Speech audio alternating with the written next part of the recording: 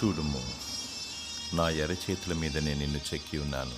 యెషయా 49వ అధ్యాయము 16వ వచనం. నిన్ను విడువను ఎడబాయను, నీతి అను నా దక్షిణ హస్తంతో నిన్ను ఆదుకొందును. సదాకాలము నీకు తోడయందును, నా రెక్కలతో నిన్ను కప్పుదును. తల్లి అయిన మరచును గాని నేను నిన్ను మరువను. ఒకని తల్లి వానిని ఆదరించినట్లు నేను నిన్ను ఆదరింతును. శాశ్వతమైన ప్రేమతో నేను నిన్ను ప్రేమించుచున్నాను, విడువక నీ ఎడల కృప చూపుచున్నాను అని జాలిగల యెహోవా సెలవిచ్చుచున్నాడు.